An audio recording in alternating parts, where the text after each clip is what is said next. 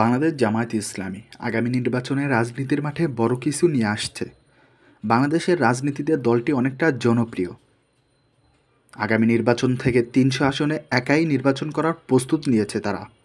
তাই তো আগামী নির্বাচন উপলক্ষে মাঠে ময়দানেও কাজ চালিয়ে যাচ্ছেন বাংলাদেশ জামায়াতে ইসলামী।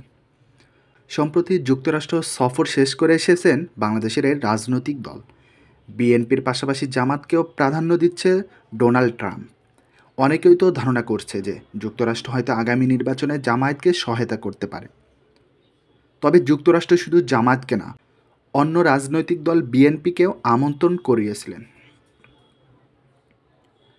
বর্তমানে বাংলাদেশের জামায়াত ইসলামের একটি দল চীন সফরে রয়েছেন। রাজনীতি নিয়ে আলোচনা করার জন্যই তাদের এই সফর। জামাতের সাথে আরও দুই একটা ইসলামিক রাজনৈতিক দলও রয়েছে।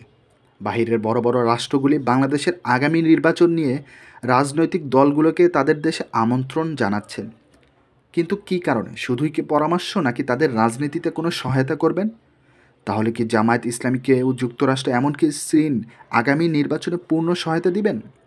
জামাত কি আগামী ভোটের মাঠে তাহলে বড় চমক দেখাতে যাচ্ছে? তবে সেটা সময়েই দেখা যাবে আগামী নির্বাচনে কোন দল ক্ষমতায় আসে।